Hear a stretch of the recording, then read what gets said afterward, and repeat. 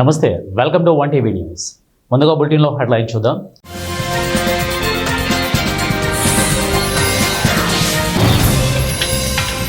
అధికారులు అప్రమత్తంగా ఉండాలి. జయశంకర్ భూపాలపల్లి జిల్లా కలెక్టర్ రాహుల్ శర్మ.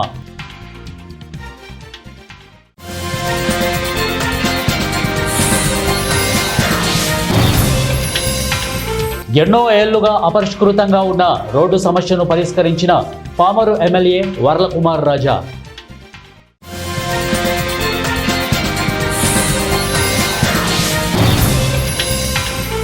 రైతు బాగుంటే రాజ్యం బాగుంటుంది. Darsi TDP incharge doctor Gottipati Lakshmi.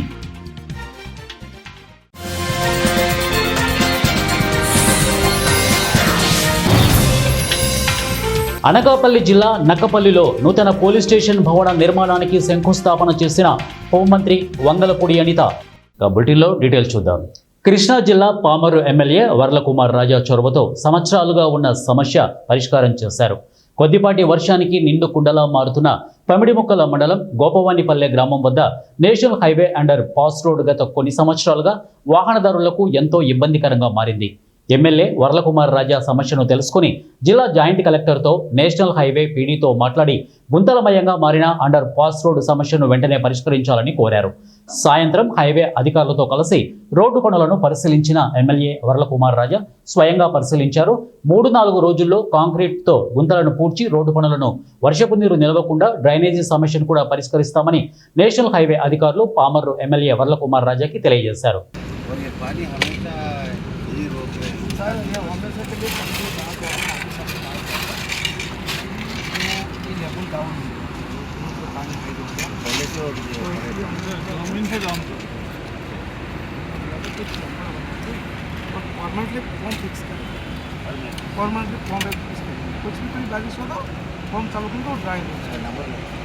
Anakapalli జిల్లా నక్కపల్లిలో కొత్త పోలీస్ స్టేషన్ భవన నిర్మాణానికి హోంమంత్రి వంగలపూడి అనిత శంకుస్థాపన చేశారు. 2.5 కోట్ల రూపాయల వ్యయంతో హెటిరో సంస్థ సిఎస్ఆర్ నిధుల సహకారంతో ఈ భవనం నిర్మించనుంది. నక్కపల్లిలో పోలీస్ శాఖకు నూతన సదుపాయాలు అందించేందుకు ప్రభుత్వం ముందడుగు వేసింది. హోంమంత్రి వంగలపూడి అనిత నూతన పోలీస్ స్టేషన్ భవన నిర్మాణానికి శంకుస్థాపన, భూమి పూజ చేశారు. హెటిరో సంస్థ తమ కార్పొరేట్ సామాజిక బాధ్యతగా సిఎస్ఆర్ నిధుల ద్వారా ఈ భవన నిర్మాణానికి 2.5 కోట్ల రూపాయల ఆర్థిక సహకారం అందిస్తోంది. ఈ కొత్త భవనంలో ఆధునిక సౌకర్యాలతో పాటు ప్రత్యేక conference hall, traffic station, CC కెమెరాల కమాండ్ కంట్రోల్ రూమ్ వంటి మౌలిక సదుపాయాలు ఏర్పాటు చేయనున్నారు. దీంతో పోలీస్ శాఖ పనితీరు మరింత సమర్థవంతం కానుంది. ప్రజలకు మెరుగైన సేవలు అందించడంలో ఇది తోడ్పడనుంది. నక్కపల్లి ప్రజలకు మెరుగైన భద్రతా సేవలు అందించే దిశగా ఈ కొత్త పోలీస్ స్టేషన్ భవనం కీలకం కానుందని అధికారులు చెబుతున్నారు. శంకుస్థాపన కార్యక్రమంలో అనకాపల్లి జిల్లా ఎస్పీ తహిన్ సిన్హా, అదనపు ఎస్పీ దేవప్రసాద్, నర్సీపట్నం డీఎస్పీ శ్రీనివాసరావు, హెటిరో సంస్థ ప్రతినిధులు, పోలీస్ అధికారులు పాల్గొన్నారు.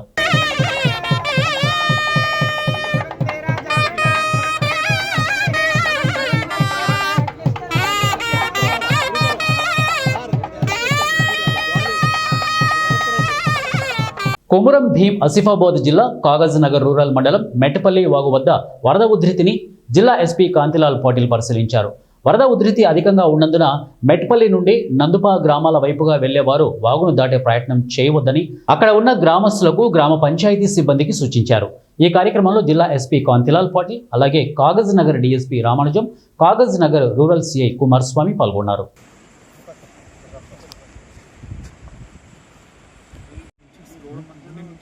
ఇది గుండి నుంచి కాదు, వాంకడే నుంచి లేదు, మనకు తెలుసు 4-5 కిలోమీటర్స్ పోతే మహారాష్ట్ర బార్డర్.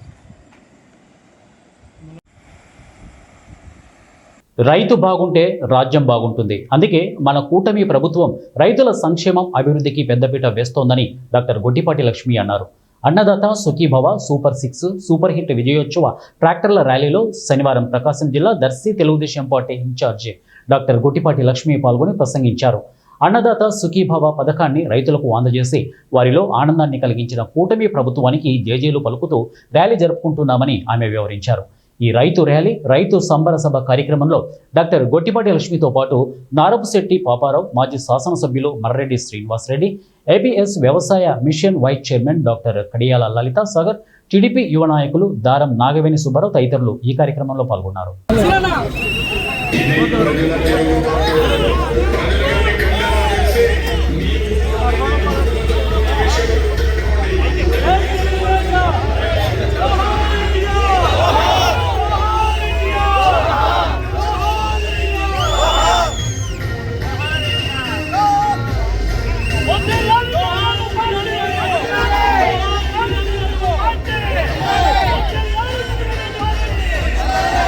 జయశంకర్ భూపాలపల్లి జిల్లా కేంద్రంలో ఆటోపై వేప చెట్టు కూలింది.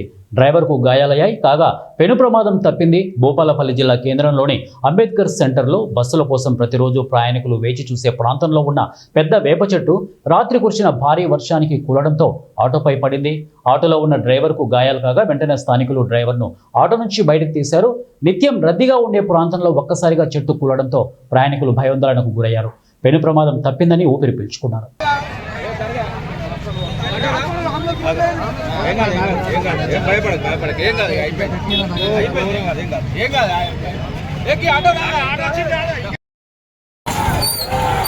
జయశంకర్ భూపాలపల్లి జిల్లా కలెక్టర్ రాహుల్ శర్మ శనివారం మోరంచపల్లి వాగు ఉధృతిని ఇరిగేషన్ అధికారులతో కలిసి పరిశీలించారు. ఈ సందర్భంగా జిల్లా కలెక్టర్ రాహుల్ శర్మ మాట్లాడుతూ వాగు ఉధృతి దృష్ట్యా ప్రజలు, అధికారులు అప్రమత్తంగా ఉండాలని సూచించారు. అత్యవసర పరిస్థితులు తలెత్తినప్పుడు తక్షణమే స్పందించి రక్షణ చర్యలు చేపట్టాలని సంబంధిత శాఖలకు ఆదేశించారు. ఎగువ భాగం నుండి ఎంత వరద వచ్చే అవకాశం ఉందన్న వివరాలు ఈఈ ప్రసాద్ను అడిగి తెలుసుకున్నారు. జాగ్రత్తగా ఉండాలని, వరద పరిస్థితిని ముందుగా అంచనా వేసి ప్రజలను ముందస్తు అప్రమత్తం చేయాలని సూచించారు. ఈ కార్యక్రమంలో EE Prasad, DE Varun, AE Sharfuddin తదితరులు పాల్గొన్నారు. డేంజర్ అయితే ఏం లేదు, ఎలాంటి ప్రాబ్లం లేదు. కానీ ఆ జంకు వాళ్ళు కూడా చెప్పి కొంచెం చూపిస్తారు సార్, కొంచెం ఫ్రీ ఫ్లో ఉంటుంది. ఏమి కొన్ని కెనాల్స్ అక్కడక్కడ బీచ్ అనే తప్ప ట్యాంక్స్ ఎక్కడేం కాదు. ములుగు జిల్లా వాజేడు మండలం చీకుపల్లి అటవీ ప్రాంతంలోని తెలంగాణ నయాగారగా పిలిచే భోగతా జలపాతం ఉప్పొంగుతోంది. ఇక పాల నొరగల జాలవారుతున్న నీటి ధారలు పర్యాటకులకు కనువిందు చేస్తున్నాయి. గత 3 రోజులుగా కురుస్తున్న భారీ వర్షాల కారణంగా ఎగువ నుంచి వస్తున్న వరదతో జలపాతం పరవళ్లు తొక్కుతోంది. భోగతా జలపాతం దట్టమైన పచ్చని అడవుల మధ్య కొండ కోణల నుంచి హోరెత్తే నీటి హొయలతో నిండిన జలపాతం నిండింది. ఇక వరుస సెలవు కావడంతో అధిక సంఖ్యలో సందర్శకులు తరలివచ్చారు. ప్రవాహం ఉధృతంగా ఉండడంతో ఈత కొలనులోకి ఎవరిని అనుమతించలేదు.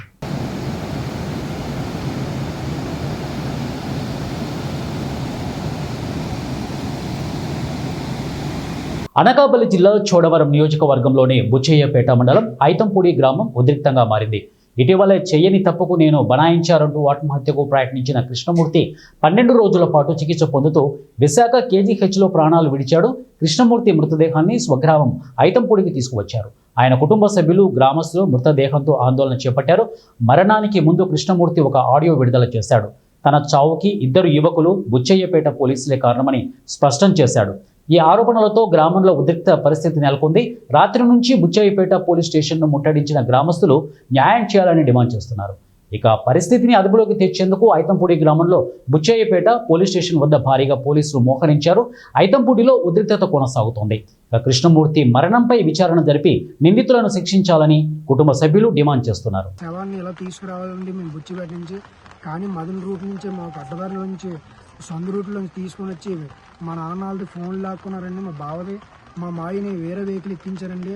దీని గురించి మేము అక్కడ అడిగామండి. అడిగితే సీఏ గారు అందరూ వచ్చారు. ఎందుకు ఎలా తీసుకొచ్చారంటే మీ ఎలా తీసుకొచ్చేటి మీకు బాడీ కావాలి కానీ అని చెప్పారండి. ఆడవాళ్ళందరూ అక్కడికి వెళ్తే మమ్మల్ని తోసి ఊళ్ళో ఎక్కడ ఉన్నోళ్ళు మమ్మల్ని ఊళ్ళో అటు సైడ్ వెళ్లకుండా అడ్డుకొని మమ్మల్ని ఇటు పంపిస్తారండి. దీనికి ఫస్ట్ దొంగతనం జరిగినప్పుడు 2 నెలల క్రితం జరిగిందండి. వాళ్ళ సొంత బాబాయ్ ఇంట్లోనేనండి, కృష్ణమూర్తి వాళ్ళ సొంత బాబాయ్ ఇంట్లో. ఆ దొంగతనం జరిగినప్పుడు ఫస్ట్ తీసుకెళ్లి తంబేయించుకున్నారండి. తంబేయించుకున్నప్పుడు తంబలే మ్యాచ్ అవ్వలేదని చెప్పారు. తంబలే మ్యాచ్ అవ్వలేదని చెప్పి మళ్ళీ తర్వాత తీసుకెళ్లారండి. తర్వాత ఒక రోజు కుమారుని తీసుకెళ్లారండి. శివకుమార్ అనే వ్యక్తిని, ఏవనగా ఉన్న వ్యక్తిని తీసుకెళ్తే నేను ఒక్కడనే చేశానని తోవలో ఒప్పుకున్నాడండి. తోవలో ఒప్పుకున్న తర్వాత మళ్ళీ ఆ లేడని చెప్పి శివ అనే వ్యక్తి రాత్రి 11 గంటలకి మా చనిపోయిన వ్యక్తికి మెసేజ్ పెట్టడం జరిగిందండి. శివాని వ్యక్తి మా మాయకి మెసేజ్ పెట్టాడు, నువ్వు లేవంటా, నువ్వు సేఫ్ అంటా అని చెప్పి అన్నీ చెప్పాడండి. రాత్రి 11 గంటలకు ఒప్పుకున్న రోజు. ఆ తర్వాత రోజు 24 గంటల తర్వాత కృష్ణమూర్తి కూడా ఉన్నాడని చెప్పి ఎవడే అని తీసుకొని వెళ్ళిపోయారండి.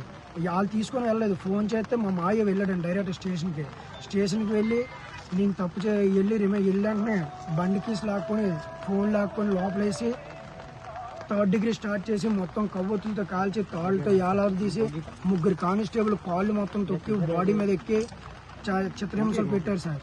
అది అయిపోయిన తర్వాత చోడవరం కోర్టుకు పంపించారు సార్. మేము మళ్ళీ బెయిల్ మీద తెచ్చుకొని మా వ్యక్తిని మా ఇంట్లో పెట్టుకున్నాం. కానీ ఆ తర్వాత శివ అనే వ్యక్తి మాకు హెల్ప్ చేశాడనుకున్న తర్వాత ఆ వ్యక్తి ఇలాగ అన్యాయం చేశాడని చెప్పి మా మాయ దాని గురించి గ్రూప్లో మెసేజ్ పెట్టడం జరిగింది. ఎందుకు నా భవిష్యత్తు ఇలా నాశనం చేసావు, నేను చేయలేని తప్పుకు మమ్మల్ని ఎందుకు ఇలా ఇరికించావు అని చెప్పి గ్రూప్లో మెసేజ్ పెడితే దాని గురించి పోలీస్ స్టేషన్ కంప్లైంట్ ఇస్తే పోలీసులు వచ్చి ఇక్కడ ఊర్లోకి వచ్చి బెదిరించారండి. బెదిరించి శివ అనే వ్యక్తి గంజా కేసులు ఇరికిస్తానంటే అప్పుడు కానిస్టేబుల్ కూడా 3rd డిగ్రీ స్టార్ట్ చేసి కొట్టినప్పుడు నేను గంజా కేసులు ఇరికించమంటే ఒప్పుకుంటామంటే ఆ రోజు అన్నారు ఈ రోజు అన్నారు ఇరికిస్తారని చెప్పి మనస్పర్ధానికి గురై ఆ రోజు 4వ తారీఖు గడ్డిమంట తాగి బుచ్చిపేట హాస్పిటల్ నుంచి ఎన్టీఆర్ హాస్పిటల్ తీసుకెళ్తే ఎన్టీఆర్ నుంచి సీరియస్ ఉందని చెప్తే కేజీహెచ్ తీసుకెళ్తే కేజీహెచ్లో ఆ రోజు చెప్పారు సార్ చనిపోతారు ఏదేమైనా సరే అని చెప్తే 10 రోజులు అయిందండి. ఇలా జరిగిందని 5వ తారీఖుని కంప్లైంట్ ఇచ్చి ఈ రోజుకి వచ్చి ఎవరు మాకు స్పందించలేదండి. కలెక్టర్ గారికి ఇచ్చాం, ఎస్పీ గారికి ఇచ్చాం, డిఎస్పీ గారికి ఇచ్చాం. ఈ రోజు వరకు చనిపోయే వరకు ఎవరు స్పందించలేదండి. ఈ రోజు ఎంతమంది పోలీసులు వచ్చారు, మా వ్యక్తిని కాపాడడానికి వచ్చారా పోలీసులు కాపాడుకోవడానికి వచ్చారా మాకు అర్థం అవ్వలేదండి. కంప్లైంట్ ఇచ్చాం శివకుమార్ అనే వ్యక్తి మీద, శివ అనే వ్యక్తి మీద, అర్జున్ కానిస్టేబుల్ మీద, గణేష్ చెయ్యి నేరానికి దొంగ కింద ఇరికించి డబ్బులు కట్టించుకొని కూడా ముచ్చకాల శివ అనే వ్యక్తి రాజకీయ కక్షల కారణంగా చిత్రహింసలు పెట్టాడండి. ఆ చిత్రహింసలు పెట్టి పోలీసులతో కొమ్మక్కాయి. ఎస్సీ గారు కూడా మాకు స్పందించలేదు. ఎస్సీ గారు కూడా ఆ కానిస్టేబుల్ ఎస్సీ కలిపి కొవ్వొత్తులతో కాల్చి తాళ్ళతో ఎలాడదీసి ఇవన్నీ చేయడంలో కుర్రోడు తట్టుకోలేక ఇవన్నీ చూపించాడండి. ఇవన్నీ కాల్చేశారు, నేను ఎలా బతకాలని. అలాగే 1,50,000 రూపాయలు ముచ్చకాల శివాలని వ్యక్తి వసూలు చేసి తీసుకొని వాళ్ళకి ఇచ్చాడో ఆడు తీసుకుని మనకు తెలియదు.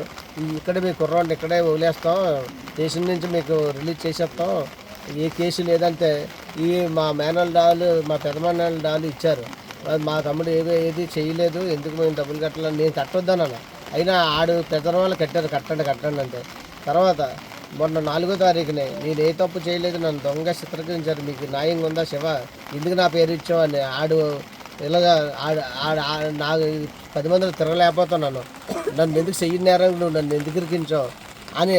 రంగారెడ్డి జిల్లా కల్వకుర్తి నియోజకవర్గం తలకొండపల్లి చౌరస్తాలో గంజాయి తరలిస్తున్నారన్న విశ్వసనీయ సమాచారం ప్రకారం తలకొండపల్లి ఎస్ఐ శ్రీకాంత్ ఆధ్వర్యంలో కారులో ప్రయాణిస్తున్న మండల కేంద్రానికి చెందిన పద్మా వెంకటేష్, రఘువరన్లను తనిఖీ చేయగా వారి వద్ద ఒక ప్యాకెట్లో 73 గ్రాముల గంజాయి లభించడంతో పోలీసులు పంచనామా నిర్వహించి వారిని అరెస్టు చేసి కారును స్వాధీనపరుచుకున్నారు. ఇక పట్టుబడ్డ పద్మా వెంకటేష్, రఘువరన్లు ఇచ్చిన సమాచారంతో హైదరాబాద్ ఉప్పల్కు చెందిన జోగురాజు, ప్రదీప్ కుమార్లు గంజాయి ఇస్తున్నారని తెలపడంతో వారిని హైదరాబాద్లో అరెస్టు చేసి వారి వద్ద ఉన్న గంజాయిని కూడా స్వాధీనపరుచుకున్నారు. ఒక కారు, స్కూటరు, 3 సెల్ ఫోన్లను సీజ్ చేసి 283 గ్రాముల గంజాయిని స్వాధీనపరుచుకున్నామని, నిందితులను కోర్టులో ప్రవేశపెట్టి రిమాండ్కు తరలించామని ఆమనగల్లు సర్కిల్ ఇన్స్పెక్టర్ జానకిరామ్ తెలిపారు. హనుమాన్ వచ్చి ఆ కారు ఆపుతారు. ఆపినప్పుడు ఆ కారులో 2 వ్యక్తులు ఉంటారు. ఇక్కడ అనుమానాస్పదంగా తలకొండపల్లి అక్కడ ఊరు బయట దొంగ రోడ్ జంక్షన్ ఉంటుంది. జంక్షన్లో వెహికల్ చెకింగ్ చేస్తున్నప్పుడు అనుమానాస్పదంగా కారుని ఆపేసి వాళ్ళని కారులో చెక్ చేస్తే వాళ్ళ కాడ ఒక ప్యాకెట్ దొరికింది. అది ఓపెన్ చేసి చూస్తే స్మెల్ అదంతా చూస్తే గాంజా అని ఉందన్నమాట. దాన్ని అక్కడే వెంటనే నాకు ఇన్ఫర్మేషన్ ఇచ్చిండు ఎస్ఐ గారు. ఆ తర్వాత అక్కడ దాని గాంజాని వెయిటింగ్ వేయించేసి సీజర్ పంచనామా చేసేసి కార్ని వాళ్ళ కాడ ఉన్న 2 ఫోన్లు సీజ్ చేసి వాళ్ళ కస్టడీలోకి తీసుకోవడం జరిగింది. ఫర్దర్ ఇన్వెస్టిగేషన్ నేను తీసుకున్న తర్వాత వాళ్ళ ఇంట్రాగేషన్లో భాగంగా వాళ్ళు ఏం చెప్పారంటే వాళ్ళకి లీడ్ ఎక్కడి నుంచి ఆ గాంజా వాళ్ళకి వచ్చింది అనే విషయాన్ని వాళ్ళు చెప్తే అక్కడ వాళ్ళిద్దరి పేరు యాక్చువల్లీ ఏంటంటే పద్మా వెంకటేషు తర్వాత రఘువరన్ అనమాట. వీళ్ళిద్దరు కూడా తలకొండపల్లి వాళ్ళే, ఇక్కడ నుంచి ఉప్పల్ నుంచి తెచ్చుకుంటున్నారు. వాళ్ళు చదువుకునే స్కూలు ఈ అబ్బాయి వెంకటేష్ అక్కడ ఉప్పల్లో చదువుకునేవాడు, 6th క్లాస్ వరకు అక్కడ చదువుకున్నాడు. వాళ్ళు కొంచెం వాడి మిగిలింది అమ్మడానికే అనమాట. అమ్మడానికే వెళ్తుండగా దొరికారు. ముందు రోజు తీసుకొచ్చారు. అయితే ఆ 14వ తారీఖు పోయి తీసుకొచ్చారనమాట వాళ్ళ ఫ్రెండ్స్ దగ్గర. వాళ్ళ కాడికి కూడా పోయి వాళ్ళని వీళ్ళతో ఫోన్ చేయించేసి ఉప్పల్ బగాయతలో ఒక సబ్స్టేషన్ దగ్గర రాగానే వెంటనే పట్టుకోవడం జరిగింది. స్కూటీ మీద వచ్చారు వాళ్ళిద్దరు. A3A4 గణేష్ రాజు, జోగు రాజు ప్లస్ ప్రణయ్ కుమార్ అనమాట. వాళ్ళిద్దరు కూడా వచ్చి వాళ్ళని పట్టుకొని వాళ్ళని చెక్ చేస్తే ఆ వెహికల్లో కూడా స్కూటీలో అక్కడ కూడా ఒక గాంజా ప్యాకెట్ సేమ్ దొరికింది. అది ఓపెన్ చేసి దాంట్లో గాంజా ఉంది. అది టోటల్ ఒక 213 గ్రాములు ఉంది నెట్ వెయిట్. మొత్తం కలిపి ఇక్కడ 73 గ్రామ్స్ నెట్ వెయిట్, అక్కడ మొత్తం 285 గ్రాముల గాంజాను సీజ్ చేయడం జరిగింది. వాళ్ళ దగ్గర నుంచి ఒక మొబైల్ ఫోన్, మొత్తం టోటల్గా ఒక స్విఫ్ట్ కారు, ఒక స్కూటీ, 286 గ్రాముల గాంజా ప్లస్ ఒక 3. కర్నూలు జిల్లా ఆలూరు నియోజకవర్గంలో సీఎం చంద్రబాబుకు సంఘీభావంగా అన్నదాతలు ర్యాలీ చేపట్టారు. ఈ కార్యక్రమంలో నియోజకవర్గంలోని 6 మండలాల రైతులు భారీగా ట్రాక్టర్లలో తరలివచ్చి తమ సంఘీభావం తెలియజేశారు. ఈ కార్యక్రమంలో ఎమ్మెల్సీ బీటీ నాయుడు, ఆలూరు నియోజకవర్గ పరిశీలకులు ఆర్టీసీ చైర్మన్ పూల నాగరాజు, వీరభద్రగౌడ్ పాల్గొన్నారు. ఆలూరు నియోజకవర్గ పరిశీలకులు ఆర్టీసీ చైర్మన్ పూల నాగరాజు ఆధ్వర్యంలో నిర్వహించిన అన్నదాత సుఖీభవ ట్రాక్టర్ ర్యాలీలో మరోసారి విభేదాలు బయటపడ్డాయి. ట్రాక్టర్కు వైకుంఠం జెండాలు ఒక్కటే కట్టారని వీరభద్రగౌడ్ వర్గం ఆరోపణ చేస్తోంది. ట్రాక్టర్ నుండి వీరభద్రగౌడ్ దిగి వెళ్లారు. MLC BT Naidu వీరభద్రగౌడ్ను బుజ్జగించారు. ఇరు వర్గాల విభేదాల మధ్య అన్నదాత సుఖీభవ కార్యక్రమం సాగింది.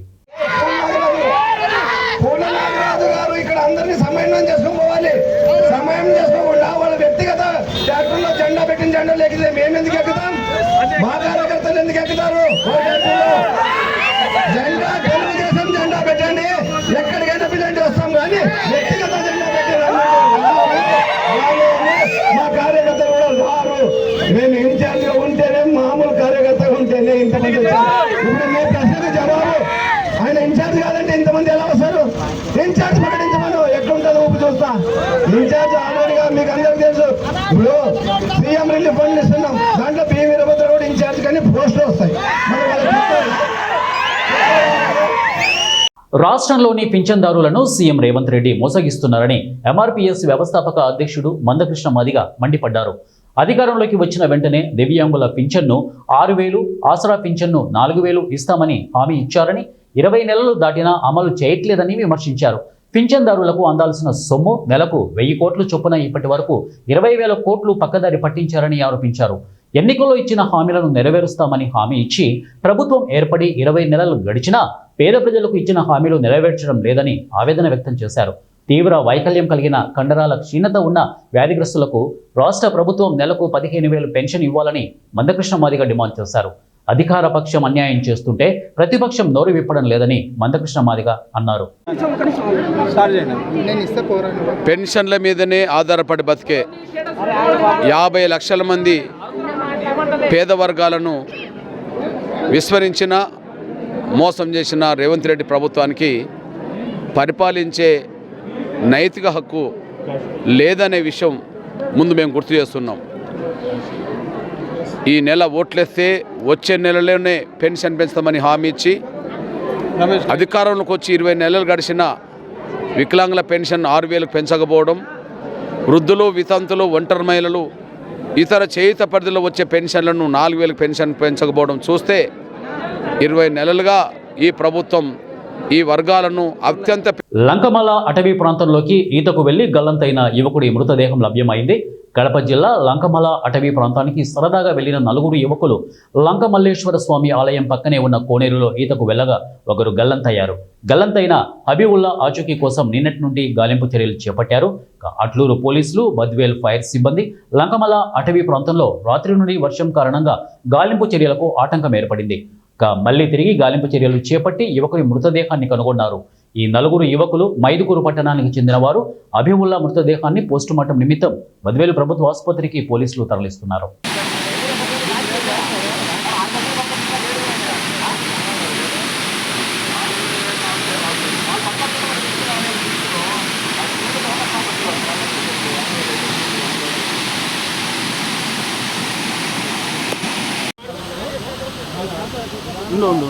దాని తగిలి బాబు ఫోటోలు తీ.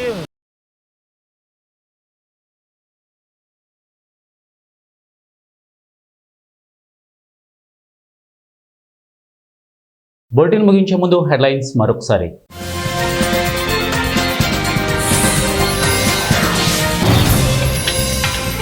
అధికారులు అప్రమత్తంగా ఉండాలి. జయశంకర్ భూపాలపల్లి జిల్లా కలెక్టర్ రాహుల్ శర్మ.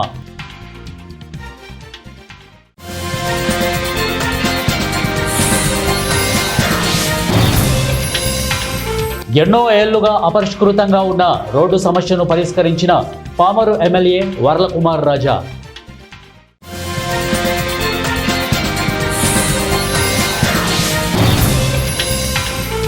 రైతు బాగుంటే రాజ్యం బాగుంటుంది. Darsi TDP incharge doctor Gottipati Lakshmi.